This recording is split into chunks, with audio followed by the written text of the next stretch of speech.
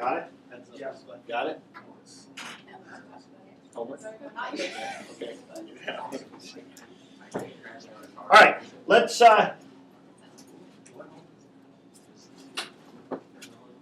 talk about this quiz that will be next week.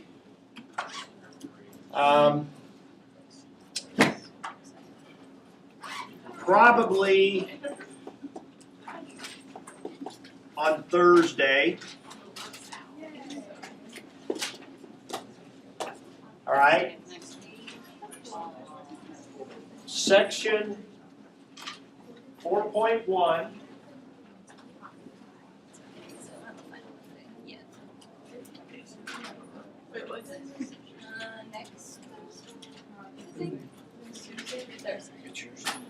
This is next Thursday, right? Thursday. Next Thursday. Probably. This Thursday's already gone by. This It's Thursday's Friday. already. That's right. That's right. Yes. So next Thursday. Yep. Although I don't know, is it really next Thursday, No, or does that mean this Thursday? It's this Thursday. I think that it should mean this Thursday. The next Thursday. See, but I think we're not in that week. That's right. But I was during Bearcat time. Upcoming Thursday. I was next Thursday. I was asking Siri. If anybody's familiar with the new anyway, the Siri thing. I said something to remind me next Thursday, and it went to like the 20 whatever, the 30th. I mean, it went 2 Thursdays from now. So to me, the next Thursday that comes up is 6 days from now. To me, that's the next Thursday, but evidently it didn't understand it that way. So it should be this The next Thursday. Thursday that you haven't. it to like? So the 22nd, how's that? All right. December 22nd, 2011, during third block will be your quiz here. Now, 4.1.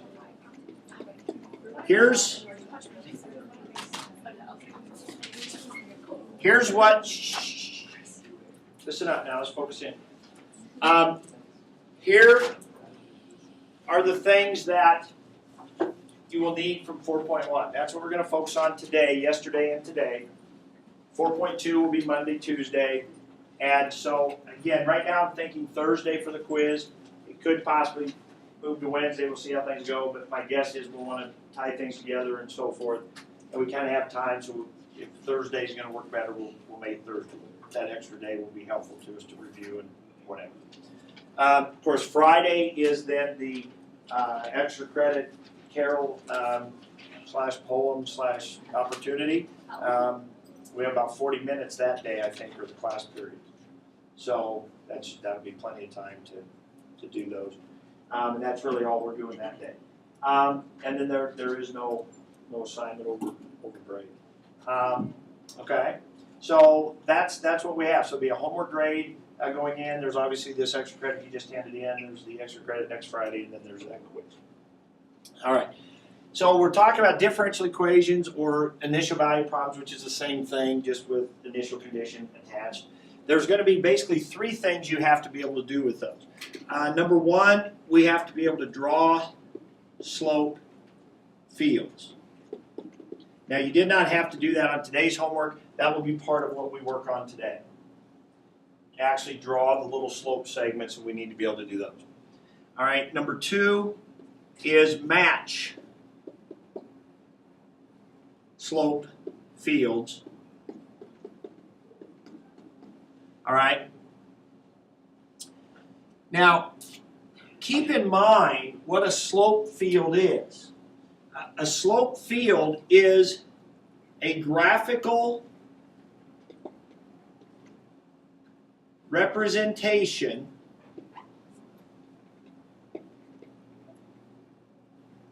of the solution, or actually we should say the solutions of a differential equation. It's a graphical representation of the solutions of or to a differential equation. Now, what are the solutions to a differential equation? The original function, right? F prime goes to F. In other words, it's F equals or Y equals. So the graph, the slope field, is a Y graph or an F graph. So when you look at a slope field, it's a representation of all those solutions. Now, if you go ahead and go with the flow and kind of sketch in a solution, that would be one solution. That would be if you have an initial condition. If you don't have an initial condition, then the slope field is just kind of a picture of all the potential solutions, right? But it's important to understand that when you look at a slope field, it's the F or the Y graph that you're looking at. That's key. And you'll see in some matching stuff we talk about here in a little bit. Okay? That's what a slope field is. All right, so we're going to have to be able to match them. And then the third thing is going to be Newton's law of cooling. You have to be able to work a problem. I guarantee you out of whatever 30, 32 points that this next quiz is, you know, the 5 to 6 to 8 of those will involve a problem like number 23 or number 24. Being able to work with that. And to be honest, what you have to do on it, there is really no calculus whatsoever. It's really just algebra and typing stuff into your calculator.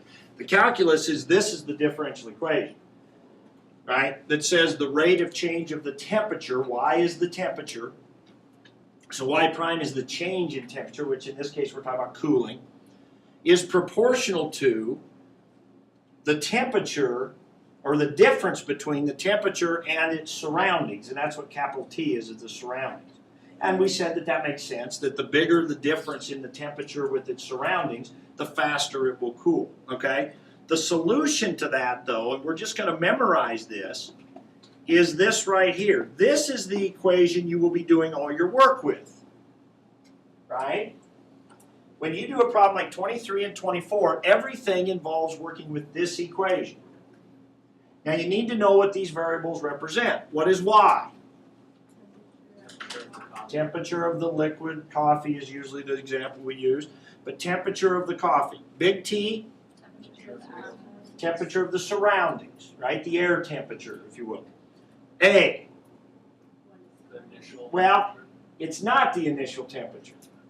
In a plain old Y equals A e to the KT, yes, that's the initial temperature. But only because when you put a 0 in for little t, you get e to the 0, which is 1, and you get A is equal to the initial temperature. Remember, Y is the temperature, not A. Okay, Y is the temperature. A is a constant that has something to do with the initial temperature of the coffee. But it's not, in this case, the initial temperature of the coffee. We'll look at that. What's K? Some other constant. Now this constant has to do with the rate of cooling. As a matter of fact, it's right back in here. The rate that it cools is proportional to this difference. The greater this difference, the greater the rate of cooling. But how great? At what rate does it cool? Well, that's determined by K. K is a constant that just takes into account the properties of the thing that are cooling, the things that affect the cooling. Now, big T is one thing that affects the cooling, and of course that's the air temperature. That's going to be one thing. That's taken care of by capital T. But the other stuff that affects the cooling might be the chemical properties of the liquid. If I had coffee versus water, those two might cool at a different rate because of the chemical properties of the liquid. So that K could take into account that. Also in 23, what else affected the K value? The cup that it was in. One cup was styrofoam, another cup was cardboard. Styrofoam has an insulating property to it that is going to make it cool slower than cardboard. But cardboard is more environmentally friendly. I mean, that was the point of number 23, right? I mean, so, you know, one is going to insulate better, but it, you know, whatever. So it kind of got into that stuff. By the way, anybody know who Boris and Natasha are? Anybody? You guys are too young. There's a cartoon. There's an old cartoon, Rocky and Bullwinkle. Have you ever heard? There's a moose and Boris and Natasha are like the Russian villains in the thing. Okay, in this old cartoon. That's where that comes from. But so anyway, the authors of the book kind of have a sense of humor, sort of. All right. So, but that's the K value, and then little t is what? Little t is the time. So the inputs are the little t and the y, right? Time and the temperature of the coffee. The other stuff are constants that you're given or you find in the problem. All right.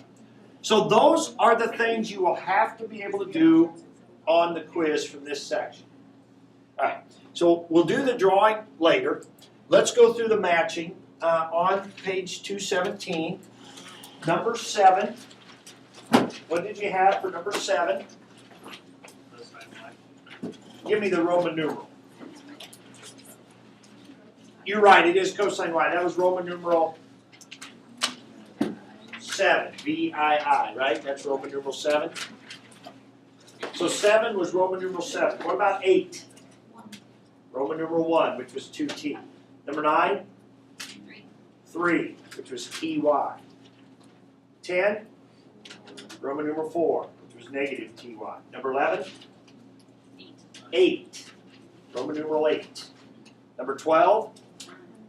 9. Number 13? 10. And number 14? 6. Roman numeral 6. Okay? Now, one more time, I'll try to help you. If you would look on page 217, the first 3 pictures, 7, 8, 9, represent the 3 things that can happen.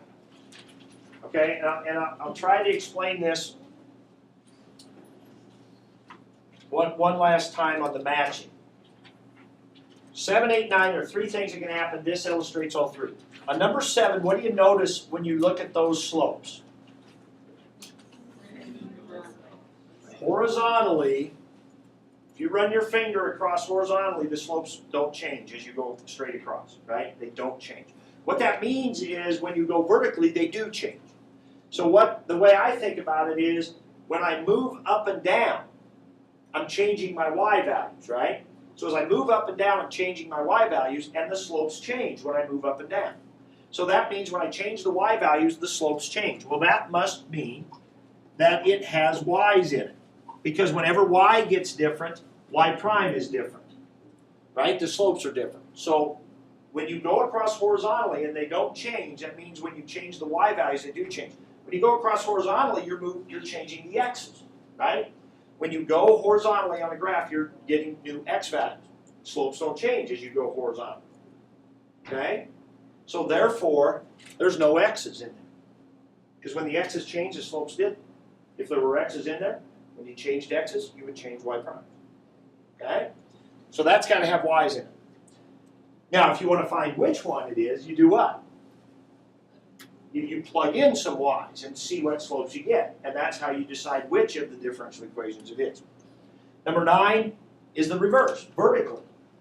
The slopes don't change. So that means when you change your y values, the slopes don't change. So there must not be any y's in the equation. Okay?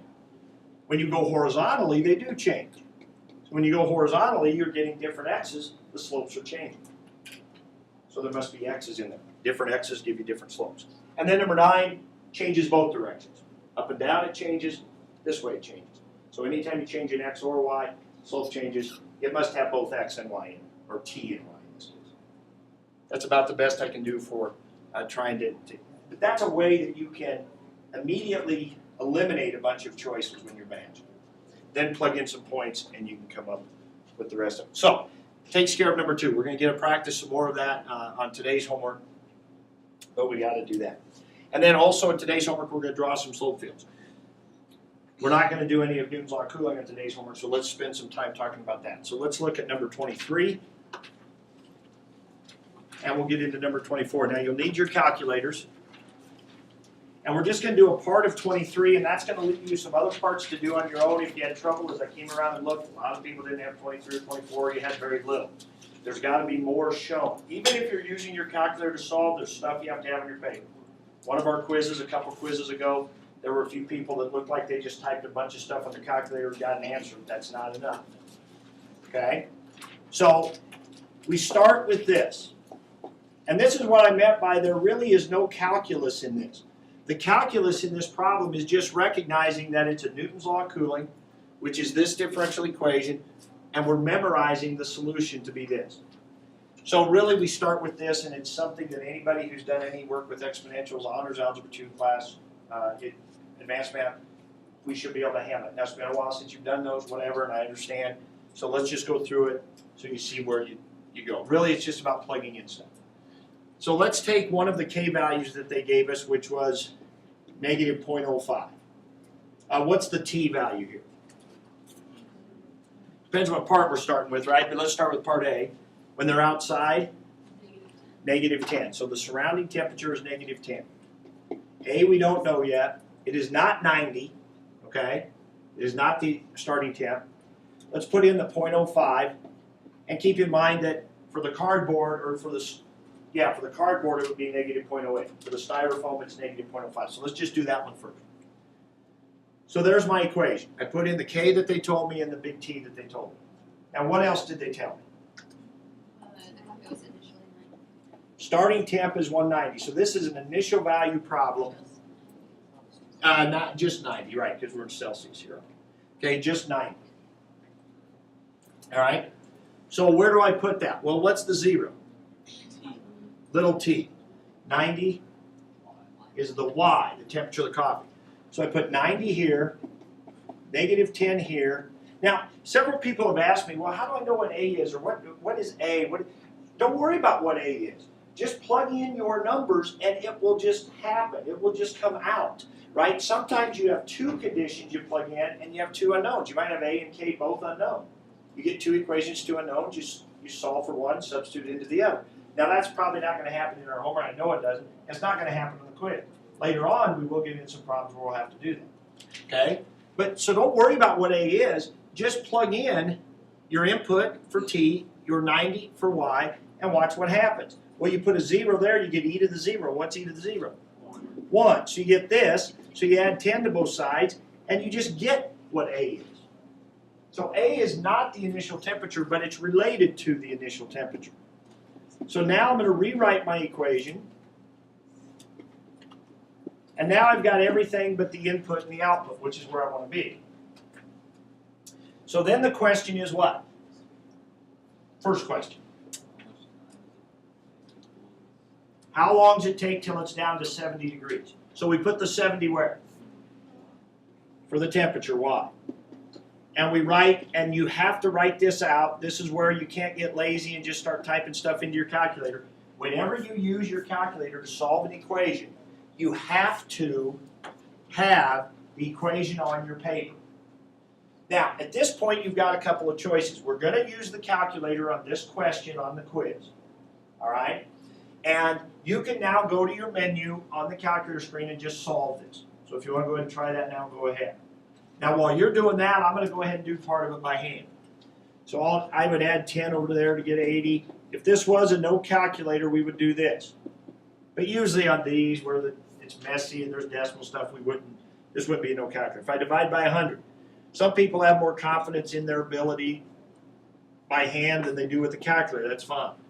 I can do the log of both sides.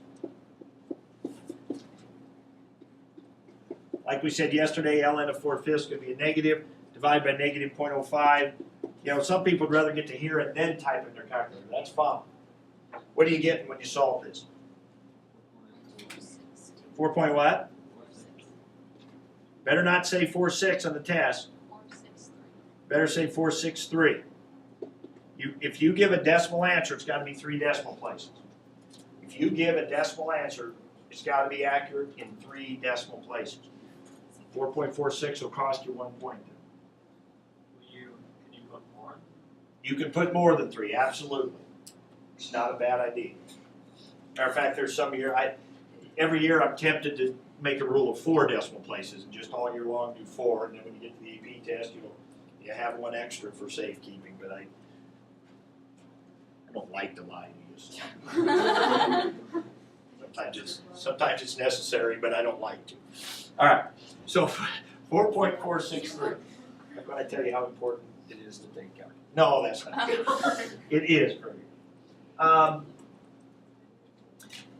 What would change if you do the other one of negative 0.08? What would change? The 100? No, because right here, if you had negative 0.08 in here and you put in a 0, you still get e to the 0, so A is still 100. So really, right down to here, nothing would change, would it?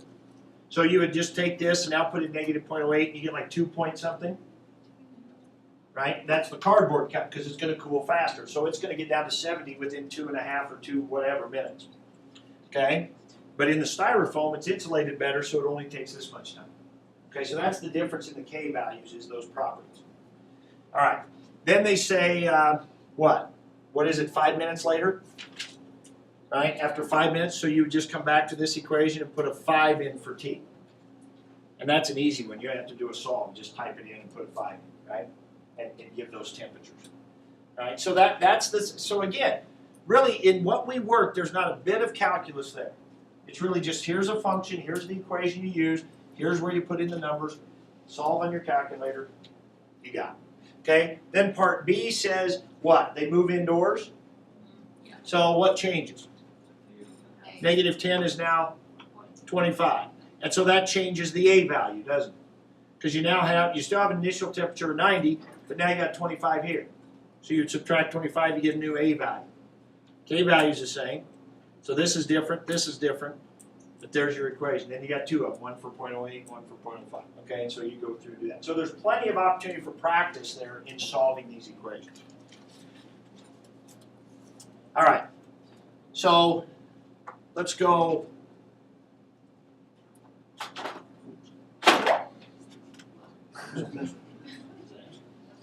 All right, so let's go on to number 24.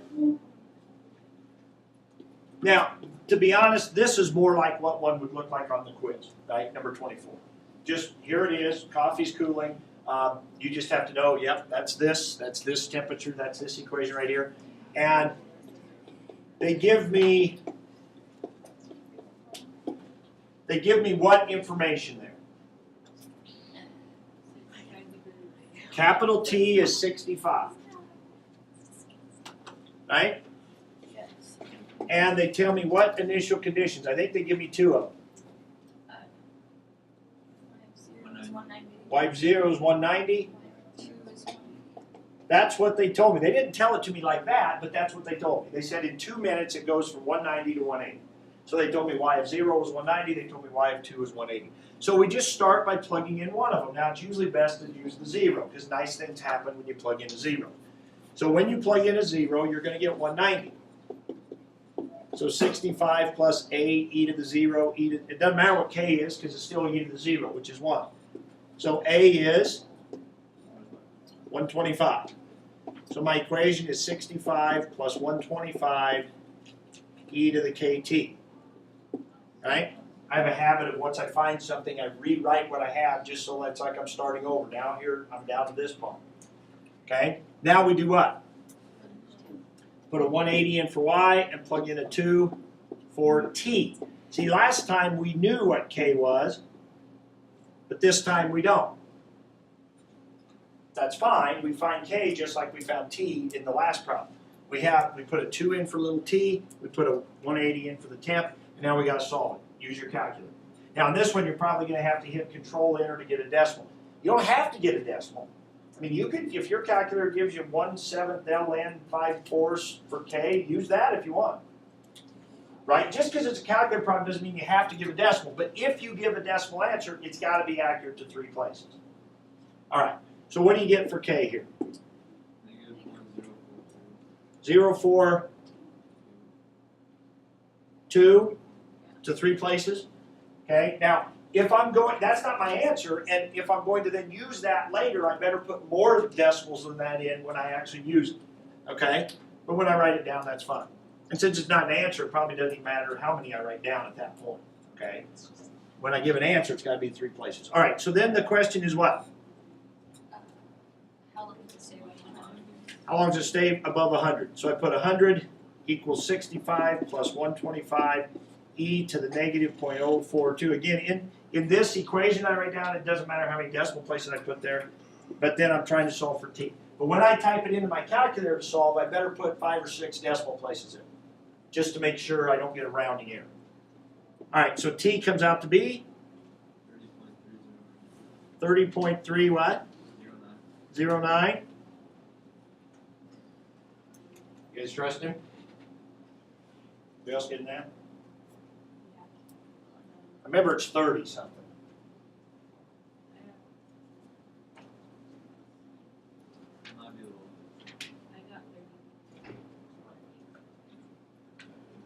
The calculator, or excuse me, the answer book here says 30.53. That's what I got. That's what I got.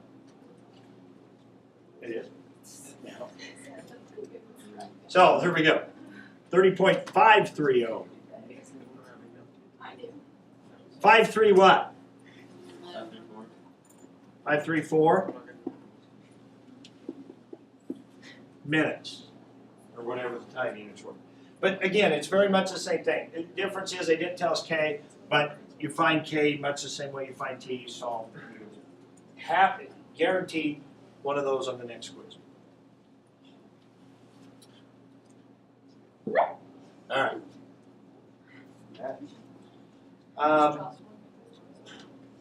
So there you go. All right, that's section 4.1. I'm in. Now,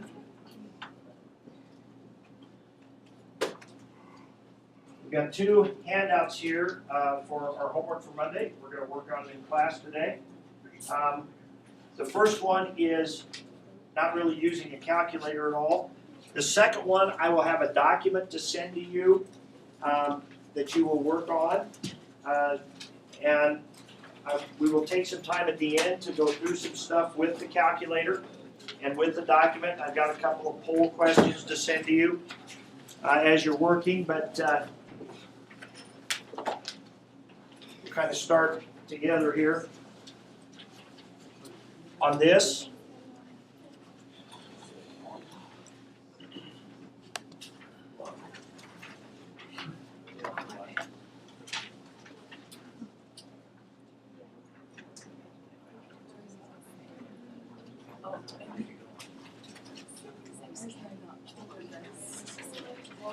All right. Now, please turn to the second page of this quickly. Quicker. Like second page, or like second.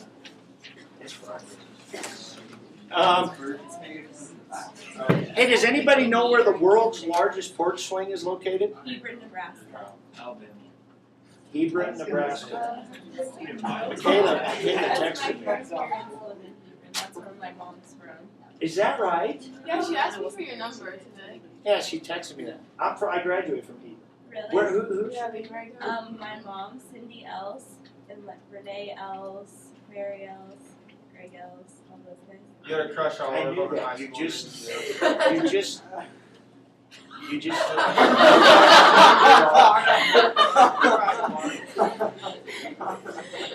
I think I knew that. But now you say that, I'm like, no.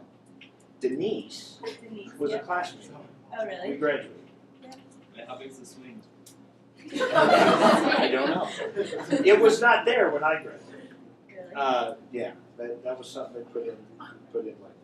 But yeah, I don't know. It was like a 4th of July celebration or something. They wanted to do something to put them on the map or something. So they built the world's largest porch with Is it like center pivot irrigation pipe and stuff. That's what they used. It's like really low. It's just really long. Yeah, it's sitting in their park. So anyway, so why did Michaela know that? She texted me that, so I was wondering if that was some class people. All right. Anyway, you guys know Matt Gerard. Was he a senior last year? Yeah. You know Matt, yeah. See, his grandpa his mom's from Hebron, and his grandpa was my math teacher, who's the reason I became a math teacher. But anyway, so well, yeah, it was a good guy. It was great. It was a great teacher. So, it was like, what would Jesus do? Bracelets. For me, it's when I'm teaching, it's like, what would Mr. Fraser do? He was good. What would Mr. Fraser do? So, but anyway, so yes, Hebron is a great place. But it's not even Hebron anymore, though. I mean, it's still Hebron. The town is still Hebron, but the school's not Hebron. It's Thayer Central, the Titans or something. We were the Hebron Bears. But anyway, I digress. All right. Look at this second page. See, Mr. Fraser would never have gotten on time. You mean like the second page or the first page backside? The back side of the first page. The back side. The back side of the first page. All right. Match. Are you recording this? Yeah, this. Oh, that's. Anna is really. Yeah, she's. Sorry, Anna. It's like 5 straight minutes. We'll find out if she really watched it. We won't find out. This will be on YouTube. I'm gonna make this one private. I'm sure a lot of people are out there searching for my calculus. We would have people come in at Carney High. I'm up to like 1 million views of yesterday's Just this segment. video. Yeah. I was bragging the other day to my son. I told him I had like 11 views on one of my class videos. He didn't think that was such a big deal. All right. This is a matching one. Okay. Look carefully at it. What is different about this one than the one you did for your assignment today? The graphs are Y, not my problem. Okay, the equations at the bottom are Y. Now, what are the slope field graphs? The slope fields. Slope fields are always Y. That's the key here. The slope fields are a graphical representation of the solutions, which is always Y. So slope fields are always the Y graph. So when you're matching these actually should be easier, right? When you look at the Y equations, the slope field should look just like those equations graphs would look, right? Which is different than what we've done before. So if on the quiz, I mix some of those in, make sure you pay attention to that. Now, if you turn to the back page, okay, the last page, then those matching ones are more like the ones we did on our homework. And then the second worksheet I have has some more matching, and again, they're more like the ones we had in the book. It's likely that those will be more of the ones you have on the test. But it is important to just understand it. The slope fields are always the graphs of Y. Okay, back to the front page, please. Now, some of you are probably working ahead instead of this silly discussion of other stuff, but which is fine. But here's where we're actually going to draw and sketch. All right, so we've got this Y prime equals X plus 1. So this brings into what we were talking about with the vertical or the horizontal and stuff like that. On number 1, we just, for example, if I put a 0 in for X, we get Y prime equals 1. So anytime X is 0, which would be on the Y-axis, the slope is going to be 1. So you just draw a little slope segment that looks like it's about 1. But you can do it pretty quick because all of them vertically will be the same. If I come over here and put a -1 in for X, -1 plus 1 is 0, so I get Y prime equals 0. So the slope would be 0 whenever X is -1. So again, it doesn't take very long to do those. Now, let's go over to number 2. Number 2, you've got Y in there. Now again, that dy dx is the same as Y prime. So now when Y is a 1, I get a slope of 2. Well, when Y is a 1, that goes horizontally. So I've got, and again, you just have to estimate. What's the difference between a slope of 1? Well, a slope of 1 is 45 degrees. Slope of 2 is steeper than that. Slope of 3 is steeper yet. So you really are kind of guessing. But now it would be horizontal. Whenever Y is a 1, I'd have a slope of 2. And so forth. So every one of those dots should have a little slope segment on it. So those two would go pretty fast. When you get to 3, though, it slows down, doesn't it? Because now every dot will have to be calculated. So when the point 1, 1, you'd have 1 plus 1, which is a slope of 2. So the point 1, 1 would have a slope of 2. The point 0, 1 would have a slope of 1. So it wouldn't be as steep. 2, 1 would have a slope of 3, so it would be steeper. Right? And so forth. So that one will take a little bit longer. All right. So go ahead and take some work time here on the first page doing the drawing, then the matching on the back 2 pages. And then I'll help you with a couple things right at the end of this one, and then I'll send you the document and we'll work on the other one.